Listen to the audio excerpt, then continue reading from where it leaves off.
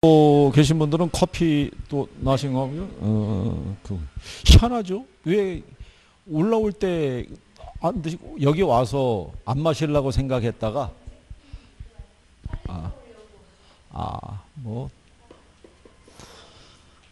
자, 지금 우리가 지대론 하셨잖아요. 그죠? 리카도 하면 뭐 생각나세요? 리카도 하면. 네. 리카도의 무슨 지대? 예. 비옥도예요, 비옥도. 그죠? 예. TNN 있죠? 얘는 뭐? 예, 위치지대잖아요. 수성비잖아요. 그죠? 그래서 우리가 트위스트 뭐 이런 식으로. 그죠? 예. 근데 마르크스의 무슨 지대? 예. 토지의 소유 관계에서 비롯됐다라고 얘기했어요. 그죠? 요게 이제 예. 그러니까 포인트 되는 거라도 기억을 해놔야 그죠? 예. 그래서 어쨌든 간에 정리는 돼야 되잖아요. 그죠? 예. 마샬의 준지대죠? 예. 걔는 장기에는 소멸돼서 없어지죠? 예. 마샬의 무슨 지대? 예, 준지대. 예. 그래서 얘는 장기에는 어떻게 돼요? 소멸된다고 우리가 얘기를 하고요. 그죠? 예. 그 다음에 알론소의 무슨 지대? 입찰지대라고 있죠? 예. 이거는 가장 높은 지대 있죠? 예. 가장 높은 지대를 지불할 수 있는 사람에게 토지용이 이루어진다라고 우리가 얘기한 경우죠. 그렇죠?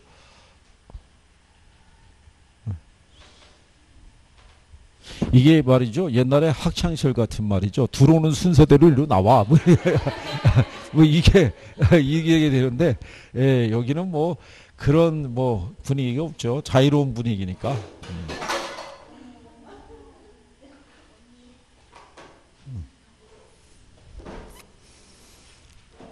그래도 저기 커피가 안 쏟아진 게 다행이죠. 커피 쏟아졌으면 또 내려가 또 와야 되는데. 그래요. 자, 그런 내용이고요. 그 12번에 가면 도시공간 구조 이론이라고 있어요. 자, 그러면 여기서도 제일 먼저 나오는 게 버제스의 무슨 이론?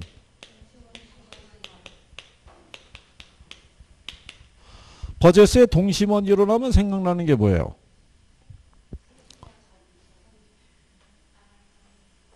얘는 그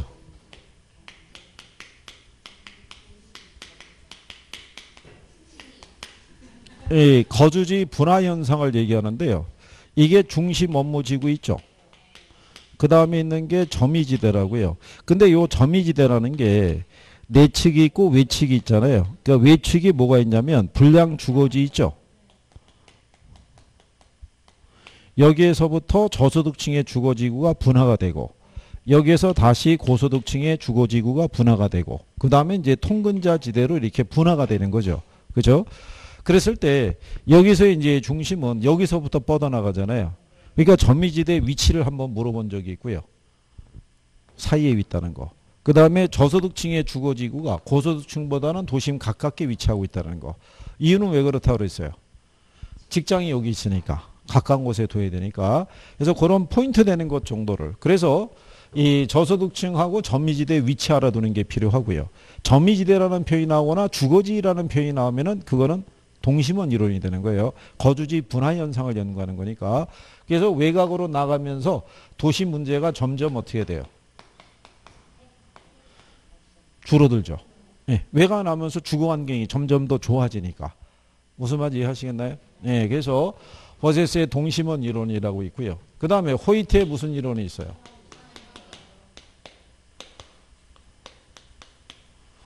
얘는 도시의 중심이 있죠. 예, 도시의 중심으로부터 이런 식으로 도시의 가로 구조가 방사형으로 이루어진다는 거예요. 그래서 이 끝에 가게 되면 고급 주거지구가 존재를 해요. 얘네가.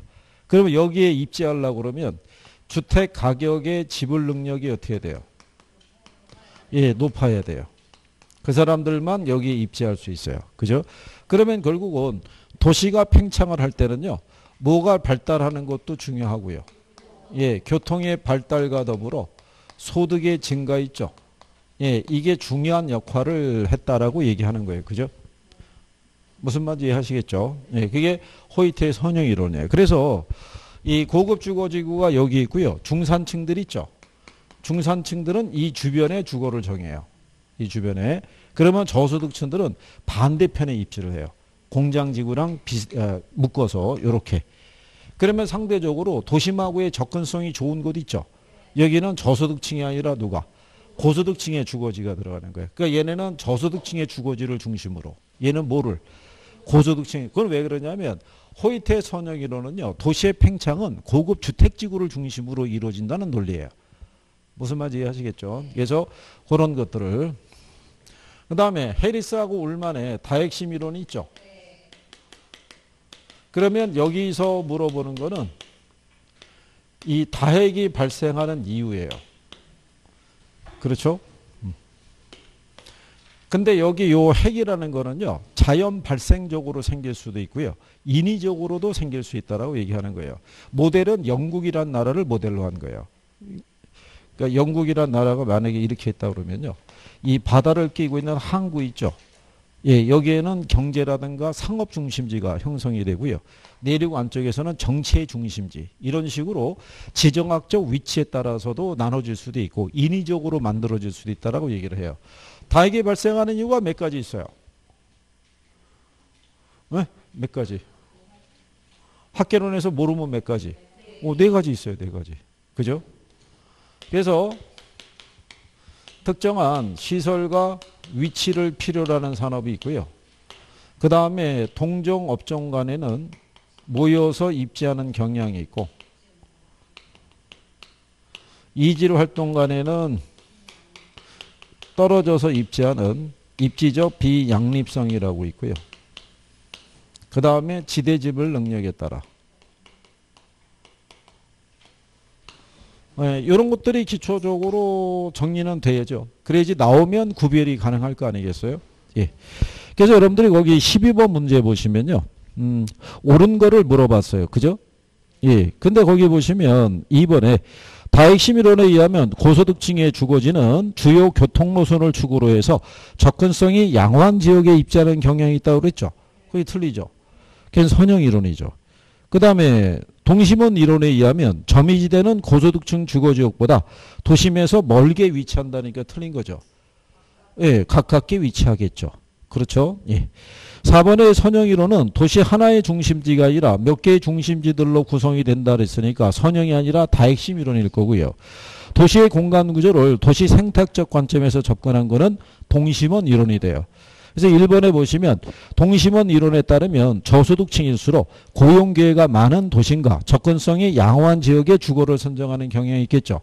그래서 저소득층이 더 도심 가깝게 위치하고 있다는 거. 자, 그 다음에 이제 뒤로 가시게 되면요. 13번에 도시 공간 구조 및 입지에 관한 설명으로 옳은 거를 물어봤어요. 그죠? 4번에 보시면 도시 공간 구조의 변화를 야기하는 요인은 교통의 발달이지 소득의 증가하고는 관계가 없다. 그러니까 틀렸겠죠. 이게 여러 번 시험에 2번 나왔어요. 이렇게 틀린 지문으로. 그 다음에 이제 그 2번 지문에 보면 동심원설에 의하면 주택 구입 능력이 높은 고소득층의 주거지는 주요 간선도로 인근에 입지한다고 그랬죠. 이거는 선형 이론이죠. 그러니까 고소득층의 주거지를 중심으로 나오면 선형 이론. 저소득층의 주거지를 중심으로 형성이 되면 동심원 이론. 그죠? 예. 그래서 1번에 보면 선형 이론에 의하면 중심지와 멀어질수록 범죄, 빈곤 및 질병이 적어지는 경향을 보인다 그랬을 때 이거는 이제 동심원 이론상에서 얘기하고요. 그래서 3번에 보면 다핵심 이론에서 다핵의 발생 요인이 있죠. 유사 활동 간의 집중 지향성, 이질 활동 간 입지적 비양립성을 줄 수 있다. 입지적 비양립성이라는 거는 고소득층의 주거지하고 공장지구 있죠. 얘는 멀리 떨어져서 입지한다라고 얘기하는 경우죠. 그 다음에 이제 14번에 보면 버제스의 동심원 이론에 관한 설명 중에서 틀린 걸 물어봤을 때요. 20세기 초반 미국 시카고 대학의 시카고 학파를 중심으로 발전했다라고 얘기하죠. 예. 이게 이제 그 시카고 학파라는 게 뭐 다른 건 아니고요. 시카고를 중심으로 활동했다 그래서 시카고 학파 뭐 이렇게 얘기를 해요. 그래서 이게 그 학자들, 경제학자들 중에 보게 되면 오스트리아 학파라고도 있어요. 오스트리아를 중심으로 해서 활동을 했기 때문에 한계형학파 또는 오스트리아 학파라고 얘기하는데, 근데 그 사람들도 2차 대전이 터졌을 때는 다 미국으로 넘어갔어요. 예, 근데 이제 옛날에 발생이 거기서 있었다 그래서 그냥 그렇게 명칭만 붙여준 거예요. 뭐 중요한 건 아니고요. 그래서 이 이론에 보면은 5번에 천이지대 혹은 점이지대는 중심 업무 지구와 저소득층 주거지구 사이에 위치한다고 그러죠. 맞는 편이겠죠. 예, 그죠? 4번에 튀넨의 고립국 이론은 버제스의 동심원 이론을 농업 부분에 응용한 것이다. 그래서 틀린 거겠죠. 거꾸로 버제스의 동심원 이론은 튀넨의 고립국 이론을 응용한 것이겠죠. 그렇죠. 예, 그래서 답이 4번 이렇게 되겠고요. 그 다음에 15번에 보시면요. 도시성장 이론의 하나인 버제스의 동심원 이론에서 도시의 정치, 경제, 문화에 중추적 시설이 직접되어 있는 곳 있죠. 그걸 중심 업무지구라고 그래요. 예, 요거를 우리가 CBD라고도 얘기를 하는데요. 여기에 가게 되면 기업이나 관공서나 뭐 이런 모든 시설이 다 여기에 집중이 되어 있어요. 여기에. 예, 그게 중심 업무지구라고 생각하시면 되겠고요. 그 다음에 이제 16번에 나와 있는 내용이 있죠. 예. 그는 누가 봐도 버제스의 무슨 이론? 예, 동심원 이론이 되겠죠. 그러면 그 박스 안에 들어가 있는 내용이 14번 문제 있죠. 거기에 3번, 4번, 5번 있죠. 예, 그 내용들을 집어넣고 무슨 이론이냐 이렇게 물어본 거죠. 예, 그러니까 간략하게 누가 어떤 내용을 중심으로 이론을 전개했다는 것만 알아도 답을 쉽게 찾을 수가 있죠. 그 다음에 뒤로 넘어가서 보시게 되면은요. 18번 있죠.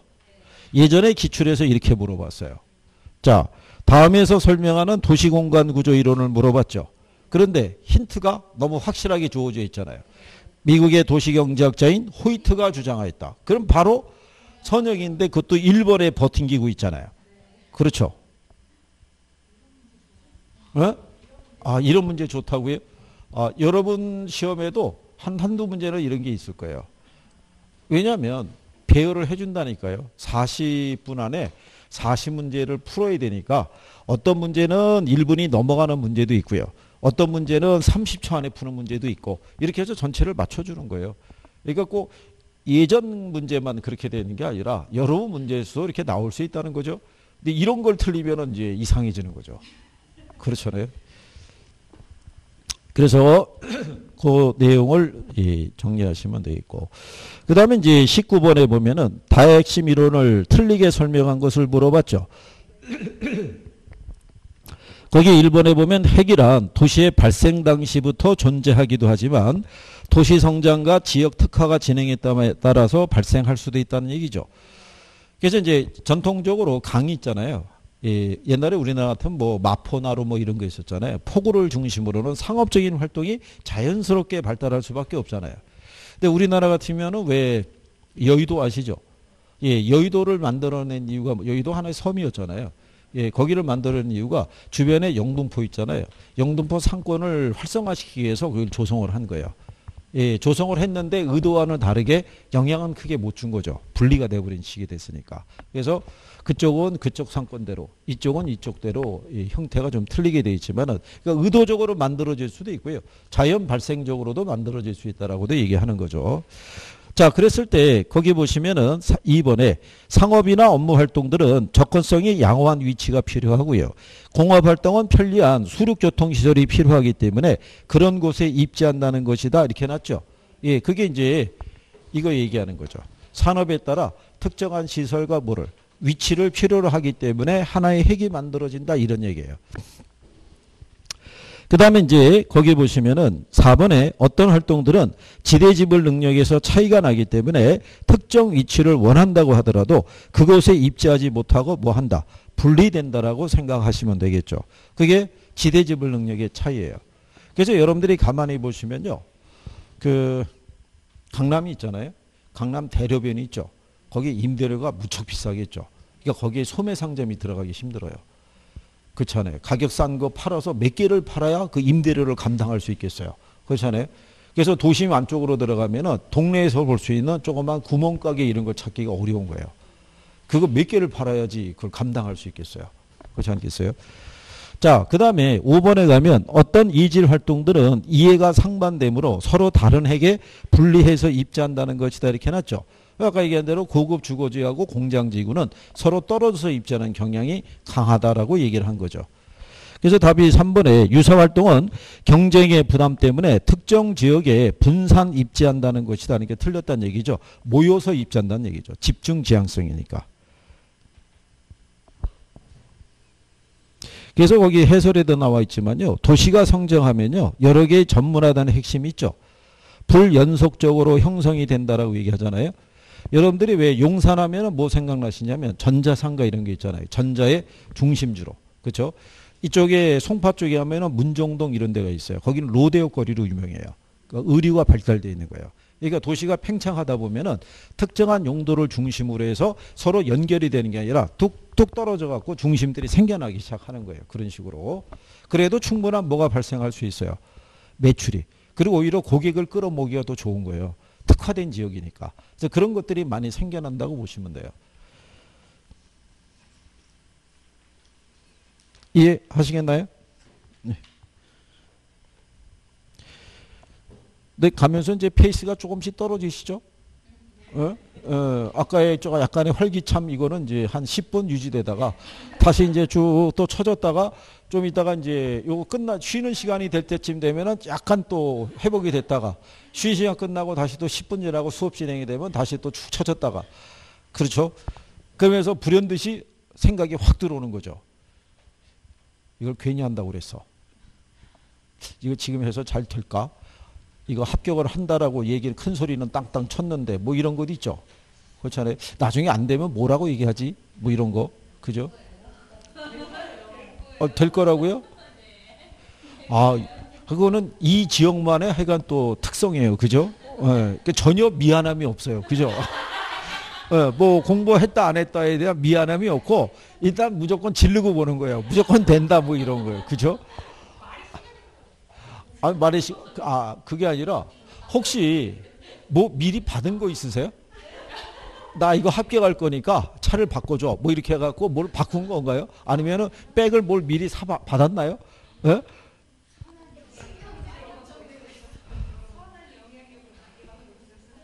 그래서 될 수 있다. 참 그래요.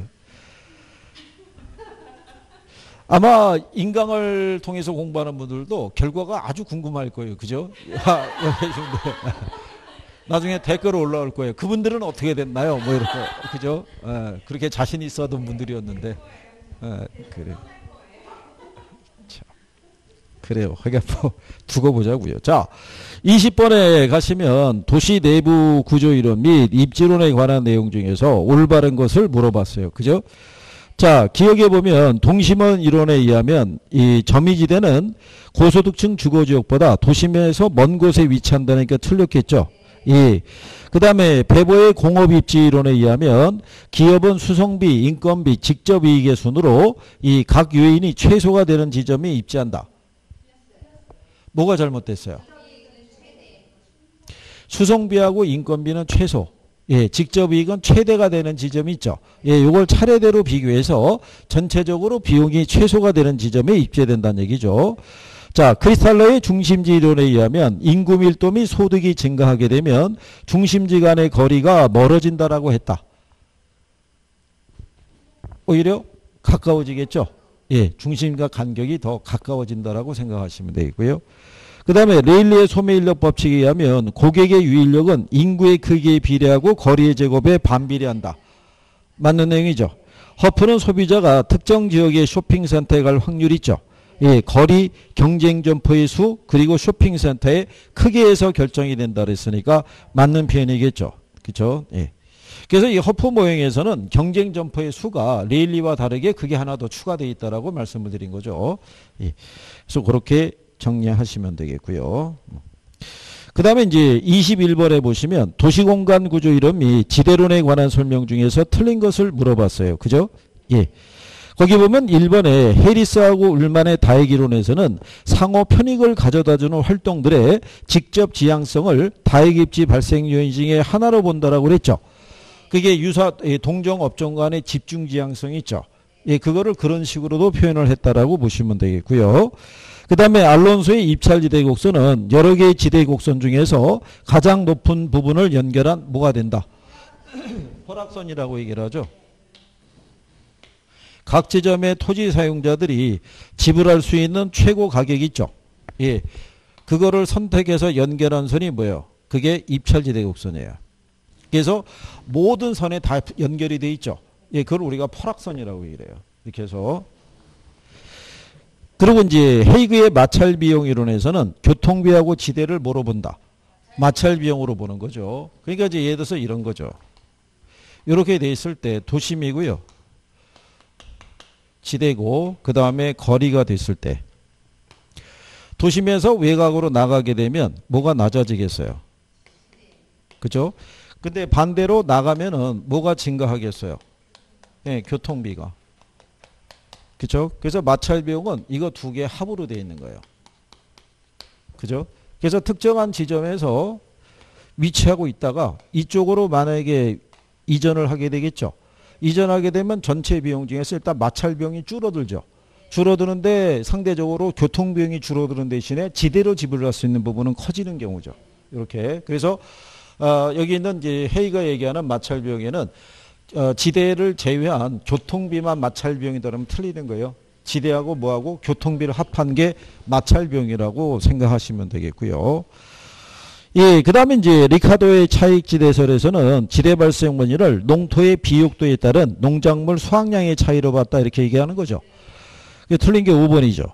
일시적으로 토지의 성격을 가지는 기계, 기구 등의 생산 요소에 대한 대가를 문제 준지대. 근데 파레토 지대라니까 틀린 거죠. 이렇게 제목만 바꿔서도 돼요. 그러니까 누가 무슨 얘기를 했다라는 것 정도는 구별할 수가 있으셔야 되는 거예요. 무슨 말인지 아시겠죠?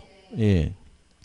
그 다음에 이제 22번에 보시면 상권 분석 방법에 관한 설명 중에서 틀린 걸 물어봤을 때 거기 보시면은 4번에 CS 기법이라고 나오죠. 예, 들어보셨죠? 예, 누가 얘기했어요? 네? 누가 얘기한 것까지는 모르겠고, 예, 들어보기는 봤다. 뭐 이런 얘기죠. 우리 요약집에도 있는데요.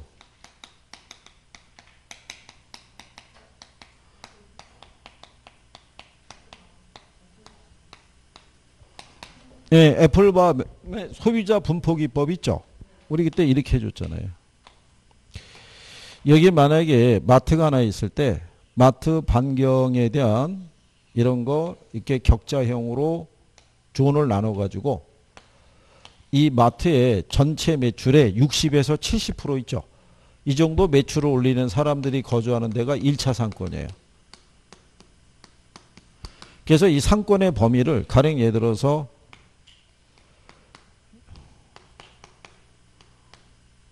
이 마트의 전체 매출의 60에서 70%를 차지하는 고객이 있죠. 주로 종촌동하고 나성동에서 위치하고 있는 거예요. 소재가. 그러면 여기가 몇 차 상권? 1차 상권. 그럼 마트에서 만약에 세일 들어가면은 여기에 집중적인 광고 한다는 얘기예요. 얘네가 전체 매출의 대다수를 차지해 주니까. 무슨 말인지 아시겠어요? 그러니까 이런 상권의 범위를 측정을 해서 그거를 지도에다 나타내는 거예요. 예, 그래서 지도만 딱 놓고 봐도 어디다가 우리가 주로 광고를 해야 될 것이다. 고객의 특성이나 뭐 소득 수준 이런 것도 기본적으로 판단할 수 있어요, 없어요? 예, 판단할 수 있죠. 저렇게 하는 게 아니라 그 안에서 색을 달리해 줄 거 아니에요. 그죠? 그래서 우리가 왜 지도 있잖아요. 예, 지도를 그리게 되면은 전통적으로 색깔이 틀리게 구성하는 게 대부분이거든요.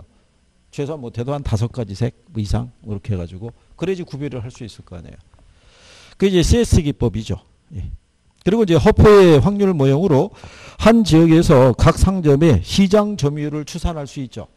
시장 점유율하고 또 모두 구할 수 있어요. 네? 시장 점유율하고 또 모두 허포 모형을 통해서. 네?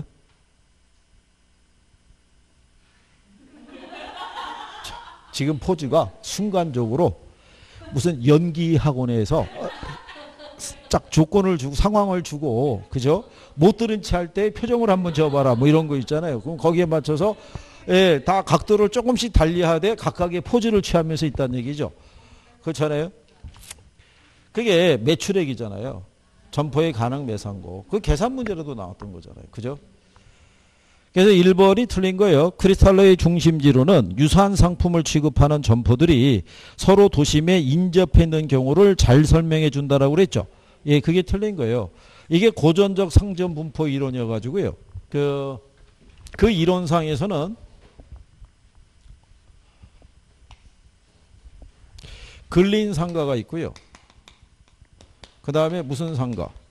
지역 상가가 있는데, 근리 상가에서는 야채라든가 과일 뭐 이런 거를 주로 취급하고요. 의류라든가 가구라든가 이런 걸 취급하는 거예요. 근린 상가하고 뭐하고 지역 상가. 그러니까 분리시킨 거예요. 그럼 이걸 왜 분리시켰냐면, 지금은 여러분들이 마트 있죠. 마트나 백화점 같으면은 같이 취급해야 해요. 네. 그때 당시는 그런 마트나 백화점이 들어설 거라고는 예상을 못한 거예요.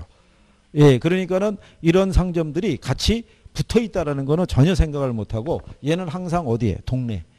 얘는 그 지역의 중심에. 이런 식으로 분리시켜서 상점의 입지를 분석한 거예요.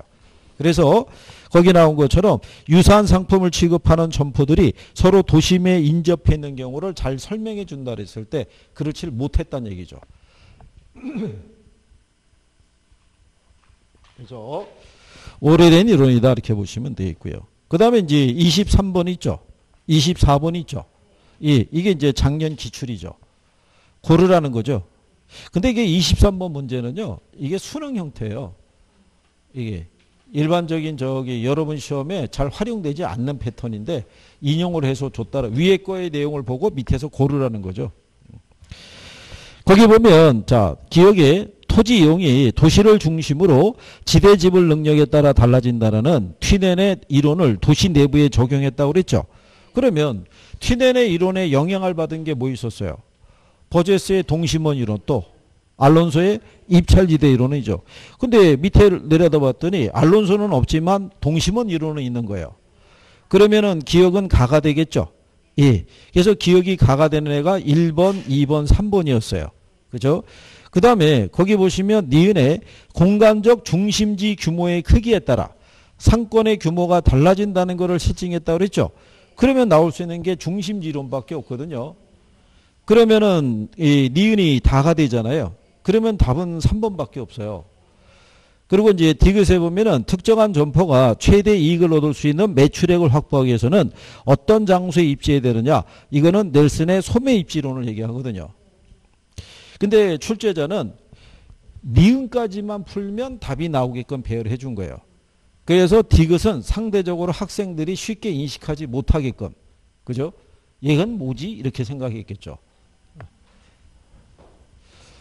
이게 포인트는 다 주고 답을 유도했지만 학생분들은 들어갔을 때 아니 이 보기 안에 보게 되면 동심원 이론 들어봤고요. 소매인력 법칙도 들어봤고 중심지도 들어봤는데 넬슨의 소매 입지로는 또 기억에서 없는 거예요. 예. 왜냐하면 자주 이거를 표현할 때 이게 중요하다라는 표현이 아니라 넬슨의 소매점포 입지론을 이거 체크리스트법이고 요 중에 가장 강조했던 게 양립성이다. 뭐 이런 정도에 대한 설명을 들었기 때문에 그러고 난 다음에 옆에 24번 있죠. 다음 이론에 관한 설명 중에서 옳은 것을 모두 고른 걸 물어봤잖아요. 근데 기억을 보면 호이트에 의하면 전체 도시는 전체적으로 원을 반영한 부채꼴 모양의 형상으로 그 핵심의 도심도 하나이나 교통의 선이 도심에서 방사되는 것을 전제로 하였다 이렇게 해놨죠. 예, 여기도 보면 그 핵심의 도심도 하나라고 그러죠. 동심원 이론이나 선형 이론이나 단핵도시라고 그랬어요. 도시 핵은 몇 개밖에 없다. 하나. 근데 이렇게 방사되는 구조라고 그랬죠. 이렇게 방사형 구조. 예, 그래서 기억은 맞는 표현이고요. 그 다음에 그 니은에 가면 루시는 수요 측면의 입장에서 기업은 시장 확대 가능성이 가장 높은 지점에 위치해야 된다라고 봤다 이런 얘기죠. 그러면 우리가 루시의 무슨 이론이에요? 최대 수요 이론이라고요.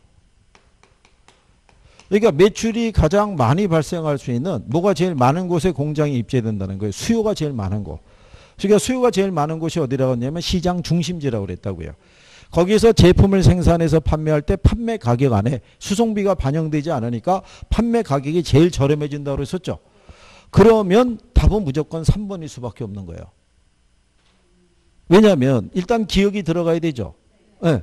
그 다음에 니은이 들어가야 되는데 3번이 기억하고 니은이잖아요. 디귿이잖아요. 디귿. 그러니까 니은까지 들어가 있는 건 5번밖에 없다고요. 그러면 5번이 무슨 말인지는 정확하게 몰라도 답은 5번이다라고 갈 수 있다는 얘기죠. 그래서 디귿에 가면 튀내는 완전히 단절된 고립국을 가정해서 이곳의 작물 재배 활동은 생산비와 수송비를 반영해서 공간적으로 분화된다라고 얘기한 거죠. 그래서 이게 공간적으로 분화된다. 그게 거주지 분화 현상. 그래서 동심원 이론으로 연결이 됐다고 생각하시면 되겠고. 여기서 출제자들은 나름대로의 힌트를 다 주죠.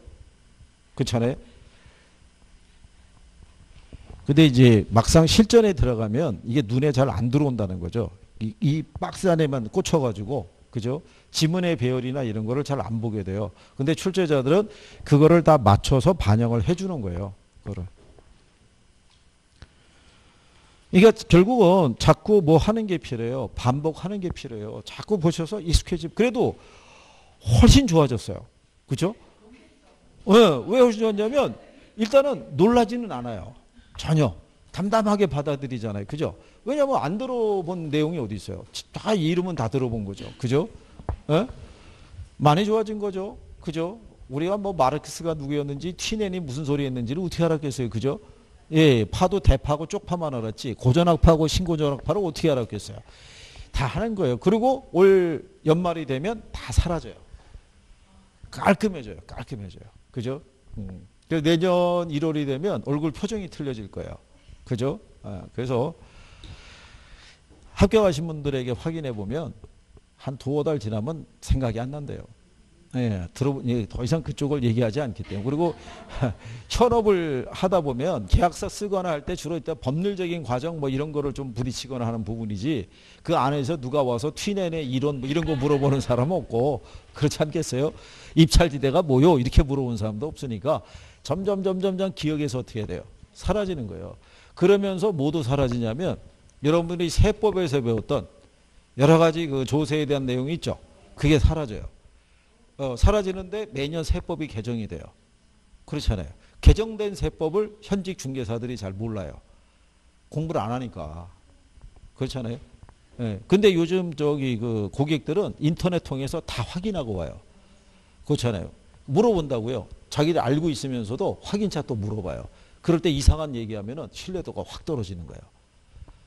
그러니까는 끝나고 난 다음에도 기본적인 거는 공부를 좀 하셔야 돼요. 그죠? 근데 뭐 그때 되면은 누가 공부를 시키겠어요. 본인이 해야 되는데. 그죠? 그리고 중개사분들도 이게 개성이 강해요. 왜냐하면 자영업이고 혼자지만 사장님이잖아요. 그렇잖아요. 내 거잖아요. 결정권 나한테 있잖아요. 그럼 내가 내일 하겠다는데 누가 뭐라 그러겠어요. 공부를. 그죠? 내가 겨울이 되면 시작할 거라고 생각한다는데 누가 뭐라 그러겠어요. 그러니까 안 되는 거예요. 그죠? 그러니까 뭉치는 게 쉽다 어렵다. 되게 어려워요. 네, 그래서 지역적인 특성도 강하고. 그래서 이렇게 동기상이 많이 합격하면 좋다니까요. 다른 사람 몰라도 같은 동기끼리는 그래도 약간의 끈끈한 게 있다고요. 그러니까 나중에 공동중개를 하더라도 누구끼리? 네, 동기끼리 이런 식으로 뭉치는 경향이 있다고요. 그죠? 그런데 벌판에 혼자 서 있으면 얼마나 외롭겠어요. 그렇죠? 그러니까 좀 남아서 열심히 하고 좀 그래야 돼요. 자, 그렇게 여러분들이 구별하시면 되겠고요. 거기 25번에 보면요. 부동산 분석에서 입지 분석이 중요한 이유를 설명한 것이다. 가장 타당하지 않는 걸 물어봤죠. 왜 입지가 중요하냐면요. 우리가 부동산에 투자하죠. 고려해야 될 게 세 가지 있어요. 지난번에 말씀해 드렸죠. 뭐가 제일 중요해요? 네? 이게 중요해요. 위치. 두 번째도 위치. 세 번째도 위치인 거예요. 이게 다 설명해 주는 거예요. 위치가. 위치 어디에 있는 위치를 선택했냐에 따라 매출도 틀려지고요. 예, 이게 수익의 크기도 틀려지고 가치의 변화도 다 틀려져요. 그래서 그거는 왜 그러냐면 거기 2번 지문에 보면요. 마음에 들지 않는 입지 조건이라 하더라도 소유자는 보다 유리한 시장이나 입지로 부동산을 곧바로 이동시킬 수 있어요, 없어요? 그럴 수 없고요. 그 다음에 4번에 보면 부동산 시장은 정부나 사전에 알려지지 않는 참가자의 갑작스러운 개입으로 왜곡될 수도 있어요, 없어요? 왜곡될 수도 있는 거예요. 그럴 때 어디에 있는 위치를 선택했냐에 따라서 이런 리스크로부터 벗어날 수 있느냐 아니냐 그 역할도 되게 큰 거예요. 그죠? 그래서 이제 어떤 양반들은 만약에 상가 이렇게 분양받으면 2층이 있죠. 그 양반은 이거 이상한 분양을 안 받아요. 그냥 1층 아니면 2층. 어쩔 수 없이 2층일 경우만 빼놓고는 여기를 안 넘어간다는 얘기죠. 위로 올라가면 쓰임 용도가 제한적이기 때문에 나중에 혹시 일이 있어가지고 저걸 내가 팔거나 아니면 전대를 주더라도 저기 쉽지 않다는 얘기예요. 이게 현금할 때 시간이 너무 많이 걸린다 이건 얘기죠. 그렇기 때문에 그런 것까지 다 감안해서 설정을 해야 된다는 얘기죠. 그래서 그렇게 투자 운영을 하는 사람도 갑자기 또 막 아끼면은 방법이 없고요. 저게 잘 하다가 갑자기 누가 뜬금없이 뭐 해서 하면은 잘 된대 그러면 갑자기 또 귀가 얇아서 또 글르고 하면은 큰나는 거지. 자, 어쨌든 뭐 그런 내용이죠. 그때 5번에 가면 부동산은 지리적 고정성에 기반한 부동산 입지 고유의 특성이 있기 때문에 상대적 입지를 고려할 필요가 없다라고 그랬죠. 그래서 틀린 거예요. 우리가 앞에서 위치 배우셨죠. 예, 위치에서 절대적이 있고 상대적이 있죠. 예, 절대적 위치는 뭐 얘기해요? 예, 이거는 지리적 위치 얘기예요. 그러니까 부동성에 기반한 거죠. 그죠? 예, 근데 상대적 위치 있죠. 이거는 무슨 위치? 이건 경제적 위치 있죠. 이 안에 사회적 위치하고요. 행정적 위치가 같이 들어가는 거예요. 이게. 근데 부동산에서는 물론 얘도 중요하지만 얘가 변하는 거를 고려해야 돼요. 그렇지 않겠어요? 자,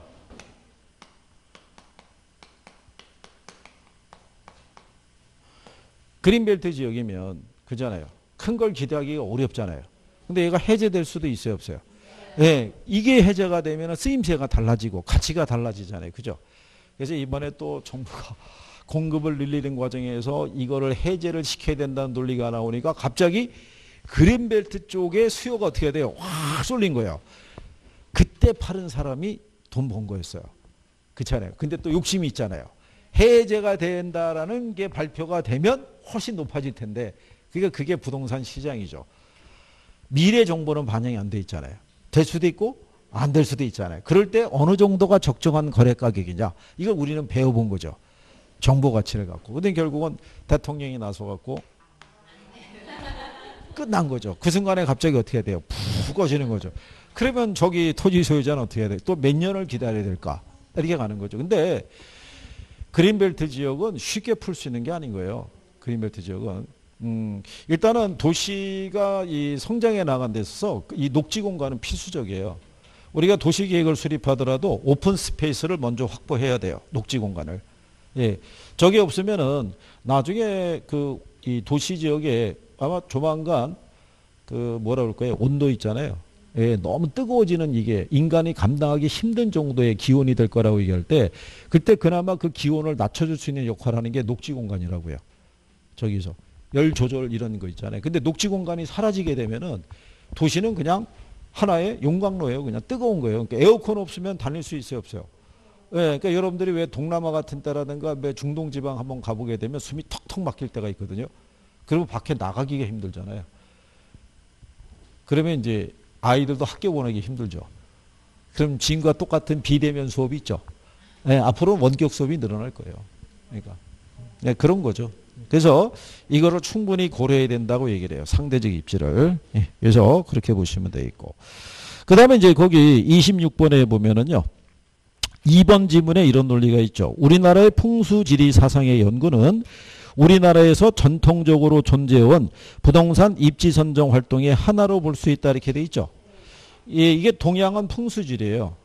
예.